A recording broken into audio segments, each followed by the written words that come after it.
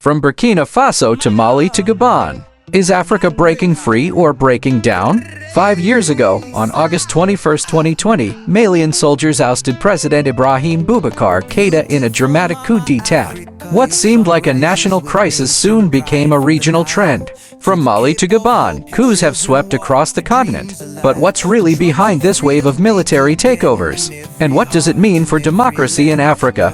Good evening, I'm Sal Pier reporting for VlogND. Tonight, we dive into the political tremors shaking West Africa.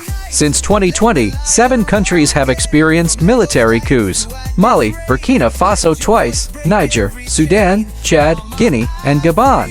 While the world saw these as isolated crises, experts now warn these coups are connected. Tonight, we reveal the 5 lessons that define Africa's coup wave and how they may shape the continent's future. 1. Contagion. A coup playbook in motion. Just weeks after Guinea's military ousted Alpha Condé, Sudan's army disrupted its democratic transition. 3 months later, Burkina Faso's military removed President Kabore. Coincidence? Not likely. Potential coup leaders watch each other. They learn from one another's successes and mistakes. If one regime survives, consolidates power, and avoids chaos, it sends a clear message: coups can work. And that message spreads. Shout out to our dear subscribers. To our non-subscribing friends, your support is as valuable. If you can take 1 second, hit the subscribe button, that will be fantastic.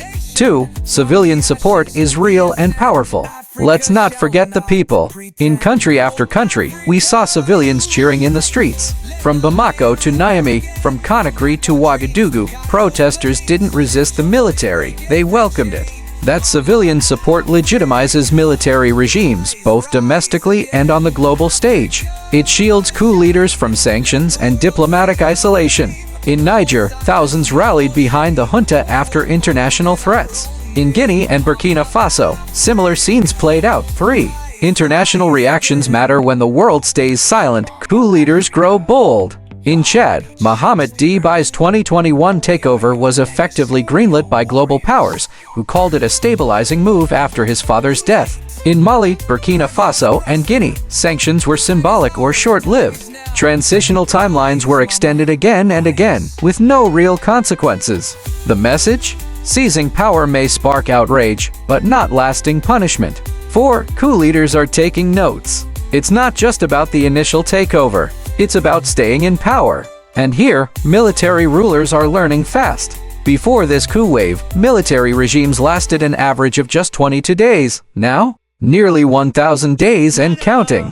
Leaders like Dibai in Chad and N'Guéma in Gabon have held contested elections to rebrand their rule as democratic even while the military remains firmly in control. 5. The Russia shift and the Sahel alliance. There's also a geopolitical angle. Coup governments in Mali, Burkina Faso, and Niger are ditching Western alliances. Instead, they're turning to Russia for military aid and political support. Together, they formed the Alliance of Sahel States, withdrawing from ECOWAS and challenging the regional order. This new bloc claims sovereignty and independence, but many see it as a shield for authoritarianism. So what's the takeaway? These coups are not random. They are connected. Would-be coup plotters are watching how the world reacts, how citizens respond, and how others hold on to power. When coups are treated as survivable or even rewarded, the message is loud and clear: the real power is the people. And the people will win sooner or later. If you won the elections, or you inherited power, and you forgot the people, you're in danger. If you govern like a puppet, you obey foreign powers while neglecting the cry of the people, you're in danger. We still have to see, but it looks like Burkina Faso's Rai is on the path to be a good example. Will African leaders adjust? Will they put the interest of the people first? Please share your thoughts in the comments below. Stay tuned with VlogND for more in-depth reporting on Africa's political shifts. I'm Sal Pier. Thanks for watching, and don't forget to like, comment, and subscribe to VlogND for real stories that matter.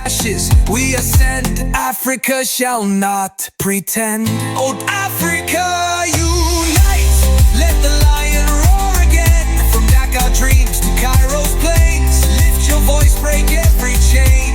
Mama Africa, rise again. Africa, shine. Let the world see your flame. No more silence, no